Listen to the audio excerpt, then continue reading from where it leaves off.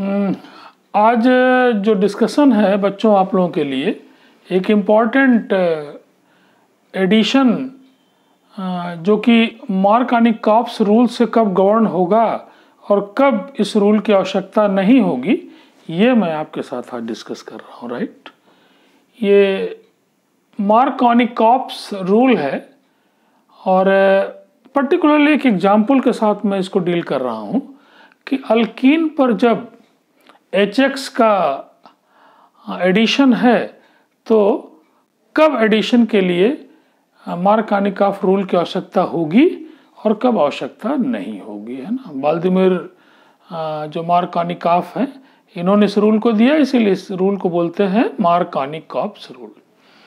अब मैं शुरू कर रहा हूं आपको कि कब जरूरत होगी और कब जरूरत नहीं होगी। अगर आपके पास अल्कीन सिमेट्रिकल है, सिमेट्रिकल का मतलब यह है कि कार्बन कार्बन डबल बॉन्ड जो है, ये दोनों कार्बन से जो हाइड्रोजन की संख्या है अगर समान है, तब तो इसको हम क्या बोलेंगे, सिमेट्रिकल अल्कीन बोलेंगे।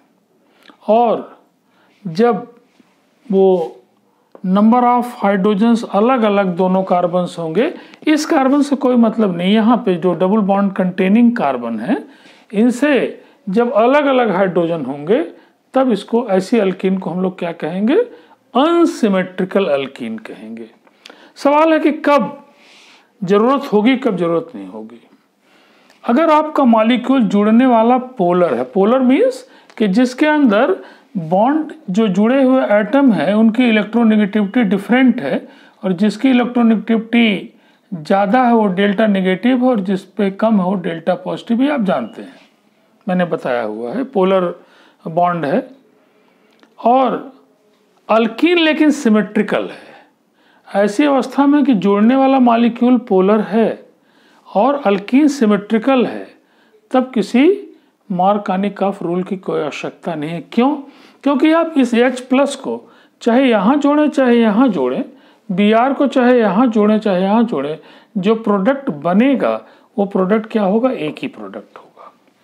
दूसरी कंडीशन कि अगर आपके पास अल्कीन अनसिमेट्रिकल है लेकिन जुड़ने वाला मॉलिक्यूल जो है वो पोलर नहीं है, Br2 क्या है, नॉन पोलर है, इसमें दो Br हैं, दोनों की इलेक्ट्रोनेगेटिविटी सेम है, तो शेयर्ड इलेक्ट्रॉन किसी भी तरफ नहीं जा रहा है, तब ना तो कोई पॉजिटिव है और ना तो कोई नेगेटिव Br है। और ऐसा मॉलिक्यूल क्या कहलाता है, ऐसा बॉन्ड क्या कहलाता है, आप जानते हैं, पढ़ा चुका हूँ, नॉन पोलर कोवेलेंट बॉन्ड है।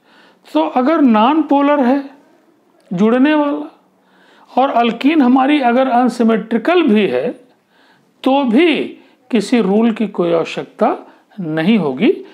ऐसी कंडीशन में there is no need of any Markovnikov's rule, क्योंकि उस Br को आप यहाँ जोड़ें या यहाँ जोड़ें, प्रोडक्ट आपको यही मिलेगा। राइट, तो फिर कब आवश्यकता होगी? एक ही कंडीशन में आवश्यकता होगी कि अल्कीन हमारी अनसिमेट्रिकल है और जो जुड़ने वाला मॉलिक्यूल है वो क्या है, पोलर है। ये कंडीशन है कि आपकी अल्कीन जो है जिसमें आपको अपने मॉलिक्यूल को जोड़ना है वो क्या है, अल्कीन आपकी अनसिमेट्रिकल है और जुड़ने वाला मॉलिक्यूल जो है वो क्या है आपका, वो पोलर है। जैसे ये एग्जांपल है CH3CH double bond CH2 propene है, इसमें हमको मान लो जोड़ना है HBr। Br की इलेक्ट्रोनेगेटिविटी ज़्यादा होने के कारण Br हमारा जो है वो किस एंड पे आएगा, वो हमारा नेगेटिव एंड है, ये क्या आपका है, पॉजिटिव है। अल्कीन अनसिमेट्रिकल, तो किसको हम, ये जहाँ पे जुड़ना है इस किस कार्बन को हम हाइड्रोजन रिच कहेंगे, किसके पास ज़्यादा हाइड्रोजन है, दिखाई पड़ रहा है कि इस कार्बन से 2 हाइड्रोजन जुड़े हैं और इस कार्बन से 1 हाइड्रोजन जुड़ा है। आप कंफ्यूज मत होइए, ये हाइड्रोजन देखने में इधर लग रहे हैं लेकिन कार्बन की वैलेंसी 4 होने के नाते ये हाइड्रोजन किसके साथ जुड़े हैं, इस कार्बन के। इस कार्बन से कोई लेना देना नहीं है, हमको जहाँ HBr को जोड़ना है हमको उसे देखना है। इन दोनों ही कार्बन में ये हाइड्रोजन रिच है, ये हमारा हाइड्रोजन उसकी तुलना में कम हाइड्रोजन है। तब मार्कानिकॉफ रूल क्या कहता है? मार्कानिकॉफ रूल कहता है कि जुड़ने वाले का पॉजिटिव पार्ट, नो डाउट जैसे बहुत सारे मॉलिक्यूल हम आगे चल के जोड़ेंगे, लेकिन इस एग्जाम्पल में तो HBr लिए हुए हैं, आगे चल के आप देखेंगे HOCl, बहुत सारे मॉलिक्यूल, लेकिन वो पोलर होना चाहिए। तब देखें आप कि जो हमारा H+ वो कहाँ जाएगा। मार्कानिकॉफ रूल कहता है कि H+ carbon carbon double bond वाले जहाँ जुड़ना है उस कार्बन से जुड़ेगा H+ जिसके पास हाइड्रोजन की संख्या ज़्यादा होगी। जो हाइड्रोजन क्या होगा, नंबर ऑफ हाइड्रोजन ज़्यादा होंगे। ऑटोमेटिक ये लैंग्वेज सफिशिएंट है, क्योंकि दो ही जुड़ना है। तो अगर H+ ज़्यादा वाले के साथ जुड़ रहा है तो चाहे हम कहें या न कहें, नेगेटिव चार्ज किसके साथ जुड़ेगा, जिसके पास हाइड्रोजन कम है। यही मार्कानिकॉफ रूल है। Markovnikov rule says that the positive part goes to that carbon which is hydrogen rich. मतलब कि डबल बॉन्ड पे ही आप देखें ध्यान से कि जिस कार्बन के साथ डायरेक्ट हाइड्रोजन ज़्यादा होंगे उसके साथ पॉजिटिव पार्ट जुड़ेगा और नेगेटिव पार्ट उस कार्बन से जुड़ेगा जिसके पास हाइड्रोजन कम होंगे। कम होंगे मीन्स कि हो सकता है नहीं भी हो, अभी देखेंगे आगे के एग्जाम्पल में। तो क्या बनेगा, आप इसको देख के आराम से लिख सकते हैं कि क्या बनेगा। ये Br आके यहाँ लग जाएगा, H यहाँ लग जाएगा, बॉन्ड एक हट जाएगा क्योंकि कार्बन की बैलेंसी कितनी होगी, हर दिशा में 4 होगी। तो CH3 CH and this is CH3। नाम लिखना आपको आई थिंक आता है। ये हमारा क्या है, 2 ब्रोमोप्रोपेन है, 2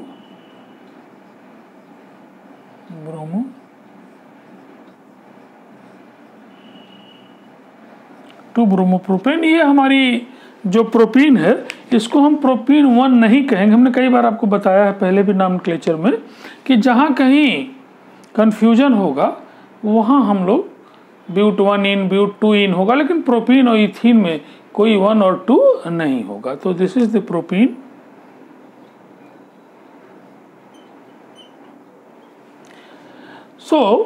यही आपका मार्कानिकॉफ रूल। मार्कानिकॉफ रूल एकदम क्लियर कट है। क्या हो रहा है कि जुड़ने वाले का पॉजिटिव पार्ट उस कार्बन से जुड़ रहा है। कार्बन डबल बॉन्ड वाले कार्बन की हम बात कर रहे हैं, बाकी कार्बन की बात नहीं कर रहे हैं। उस कार्बन से जुड़ रहा है जिसके पास हाइड्रोजन ज़्यादा है और Br उस पे जुड़ रहा है जिसके पास हाइड्रोजन कम है। अगले एग्जाम्पल से मैं एक एग्जाम्पल और आपको देता हूं तो आपको और क्लियर होगा।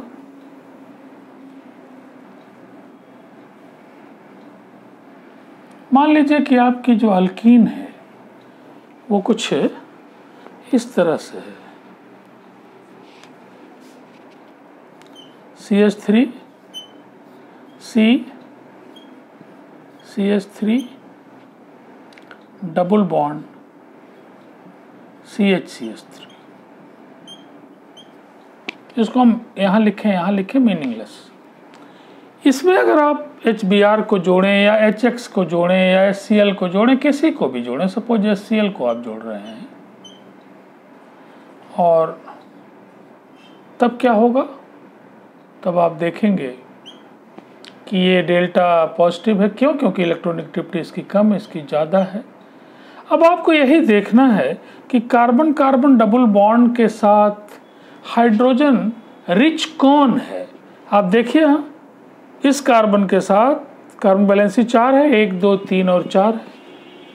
एक ये बैलेंसी उससे सेटिस्फाइड है, यहाँ डबल बॉन्ड लगा है, तो यहाँ कोई हाइड्रोजन है नहीं है। और यहाँ पे क्या, एक हाइड्रोजन डायरेक्ट लगा हुआ है। तो हाइड्रोजन किसके पास ज़्यादा है? इन दोनों कार्बन जहाँ जोड़ना है उनमें हाइड्रोजन किसके पास ज़्यादा है? निश्चित रूप से कि इस कार्बन के पास हाइड्रोजन ज़्यादा है और इसकी तुलना में। तब हमारा जो मार्कानिकॉफ रूल कहता है, जो मैं बता रहा हूँ, वो कहाँ जुड़ेगा, ये यहाँ जुड़ेगा H, और Cl कहाँ जुड़ेगा, Cl हमारा यहाँ जुड़ेगा। और जो प्रोडक्ट बनेगा हम लिख सकते हैं देख के कि वो प्रोडक्ट बनेगा CH3 CH3, यहाँ से Cl जुड़ जाएगा और यहाँ पे CH2 हो जाएगा और ये हमारा CH3 हो जाएगा। I think it is very clear. अब आपको कोई कन्फ्यूजन नहीं हो रहा होगा कि कार्बन कार्बन डबल बॉन्ड पे कोई भी HX है, HI है, HBr है, HCl है, कौन जुड़ेगा? तो आप देख रहे हैं Markovnikov rule is very clear. Examples में जितना चाहें उतना आप इसको यूज कर सकते हैं। यही ध्यान रखना है बार बार आपको कि पॉजिटिव पार्ट उस कार्बन से जोड़ना जिसके पास हाइड्रोजन ज़्यादा है, राइट। अब सवाल है कि रिएक्टिविटी तो ठीक है, रिएक्टिविटी की अलग कहानी है कि H+ का there is a role. H+ जितनी आसानी से निकलेगा उतने आसानी से एडिशन होगा। तो H+ कौन जल्दी निकालेगा? जिसकी एसिडिटी ज़्यादा होगी, और वो एसिडिटी का क्रम आपको पता है, पहले भी मैंने बताया है कि वो HI है, फिर HBr है, फिर तुम्हारा HCl है, फिर HF है। क्यों? क्योंकि वो जिसकी एसिडिटी जितनी ज़्यादा, इसका मतलब कि H+ निकलना उतना वहाँ आसान। और एसिडिटी क्यों ज़्यादा, उसका एक्सप्लेनेशन इनऑर्गेनिक में और बाकी चीज़ों में आपको मिलेगा। यहाँ जो हम लोग कंसर्न है कि मार्कानिकॉफ रूल कैसे बिहेव कर रहा है। अब सवाल है कि मार्कानिकॉफ में हम जो इस तरह से जोड़ रहे हैं, इस जोड़ने के पीछे आखिर लॉजिक क्या है, रीजन क्या है, क्यों ऐसे जुड़ रहा है? ऐसे इसलिए जुड़ रहा है, इसमें H+ आके डबल बॉन्ड पे जुड़ रहा है। इट मीन्स कि किस तरह का रिएक्शन है? ये इलेक्ट्रोफिलिक एडिशन रिएक्शन है। इसमें H+ जो है डबल बॉन्ड पे आके जुड़ रहा है क्योंकि डबल बॉन्ड के पास देने के लिए इलेक्ट्रॉन्स हैं। तब होगा क्या? आप देखें कि अगर हम एंटी मार्कानिकॉफ की तरह जोड़ें तो क्या होगा, और मार्कानिकॉफ की तरह जोड़ें तो क्या होगा। क्यों मार्कानिकॉफ की तरह ही जोड़ना चाह रहा है? उसके पीछे रीजन है कि जो H+ पहले स्टेप में जुड़ रहा है वो एक कार्बोनियम आयन दे रहा है, और आपको पता है कि जो रिएक्शन का पाथ है, जिधर इंटरमीडिएट ज़्यादा स्टेबल होगा, रिएक्शन का पाथ क्या होगा, उधर की तरफ ही जाएगा। या तो पूरा पूरा प्रोडक्ट बनेगा या तो मेजर पार्ट वो बनेगा। तो आप देखें इस चीज़ को कि इसी एग्जाम्पल से कि इसके पीछे लॉजिक क्या है। ये हमारा CH3 है, CH है, डबल बॉन्ड CH2 है। इसमें जो HBr हम जोड़ रहे हैं उसमें पहले स्टेप पे H+ आके जुड़ रहा, राइट। अब सवाल है कि H+ अगर जुड़े इसके साथ जो मार्कानिकॉफ कहता है तब क्या होगा। इस पे जोड़ने का मतलब कि इलेक्ट्रॉन इधर की तरफ मूव करेगा तभी तो जुड़ेगा इससे। तो आपको देगा एक कार्बोनियम आयन। क्या यहाँ से इलेक्ट्रॉन चला गया है, ये इलेक्ट्रॉन डेफिशिएंट हो गया है, तभी क्या हो जाएगा, ये CH3 CH यहाँ पॉजिटिव चार्ज हो जाएगा और यहाँ क्या हो जाएगा, CH3। Now this carbonium ion is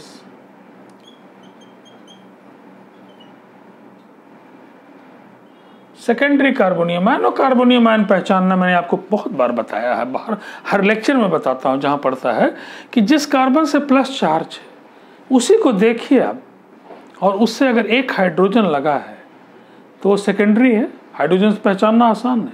2 hydrogen लगे हैं, प्राइमरी है। कोई हाइड्रोजन नहीं लगा, दैट इज द टर्शरी। और अगर R से पहचान सकते हैं तो और अच्छी बात है कि जिस कार्बन से प्लस चार्ज अगर उससे 2 R लगे हैं तो सेकेंडरी है, 1 R लगा है तो वो प्राइमरी है, और 3 R लगे हैं तो वो क्या है, टर्शरी है। और आपको स्टेबिलिटी के बारे में पता है कि टर्शरी कार्बोनियम आयन सेकेंडरी से ज़्यादा स्टेबल है, सेकेंडरी प्राइमरी से ज़्यादा स्टेबल है, और लीस्ट स्टेबल कौन है, मिथाइल कार्बोनियम आयन। ये तमाम लेक्चर्स में मैं बार बार इसको बता रहा हूँ आपको। अगर ये H+ यहाँ जुड़ा तब तो ये हो रहा है। नाउ दिस इज द मार्कानिकॉफ जो कह रहे हैं उनका ये रूट है। अगर हम इस तरह नहीं जोड़े तब क्या होगा।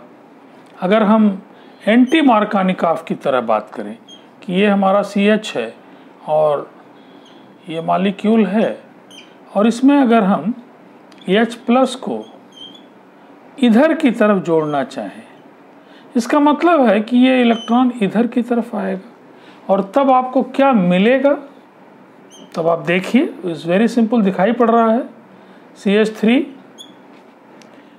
यहाँ पे इलेक्ट्रॉन डेंसिटी आ रही है, इसका मतलब पॉजिटिव चार्ज अब यहाँ आ रहा है, तो CH3 और H इसके साथ जुड़ जा रहा है, तो ये CH2 और ये CH2 प्लस। मेरे ख्याल से आपको पहचानना आ गया है ये कौन सा कार्बोनियम आयन है। It is a primary carbonium ion.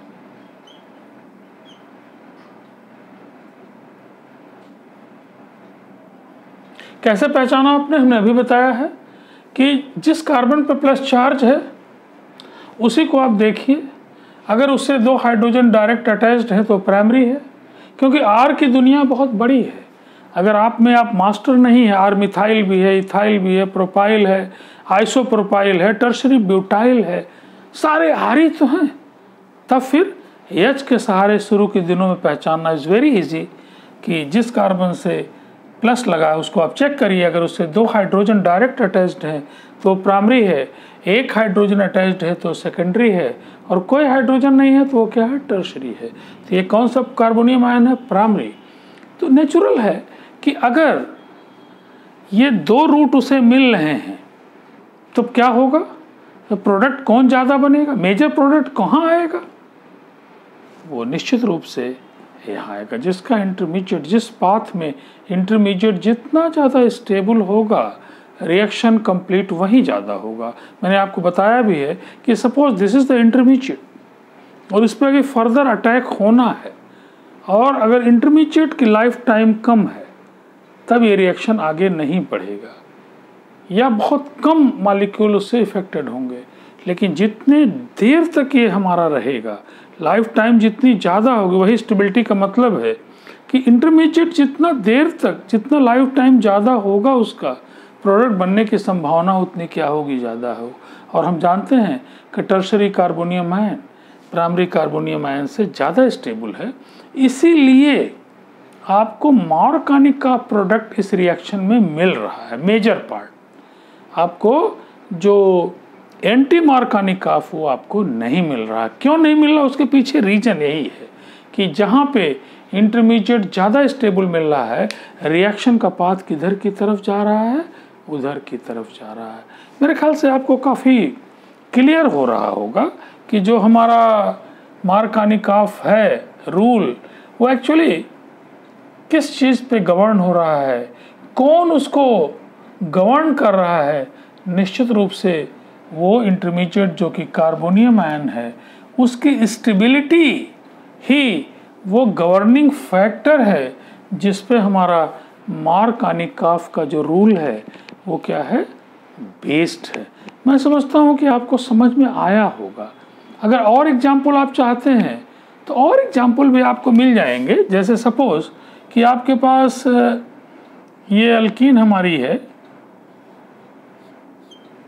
कोई भी, जैसे मान लीजिए कि ये CH3 है, ये हमारा CH2 CH3 है। मॉलिक्यूल आपको टेढ़ा मेढ़ा लिख के दिखाना चाहता है कि कोई मुश्किल है, और आपको सपोज कि यहाँ पे CH2 CH3 है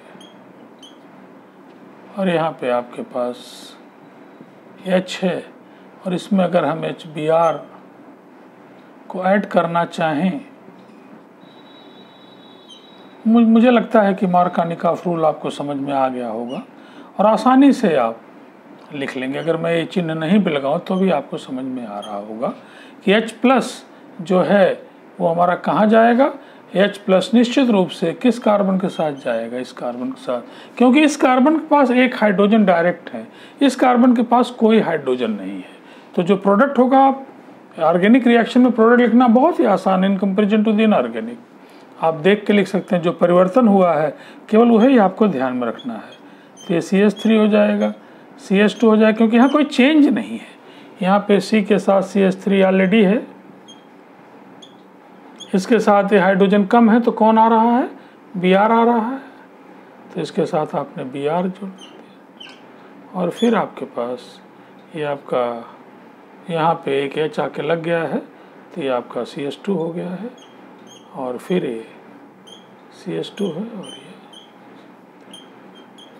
नाम लिखना बहुत ही आसान, आप जानते हैं नाम लिखना, नाम लिखने में कोई दिक्कत नहीं आपको है कि जिधर से नज़दीक है तो 1 2 3 4 5 और 6 है, और इसमें आप लिख सकते हैं अल्फ़ाबेटिकली नाम लिखते हैं। आपको पता ही है कि ब्रोमो और मिथाइल में ब्रोमीन पहले आएगा, तो ये हमारा 1 2 3, 3 ब्रोमो 3 मिथाइल, 3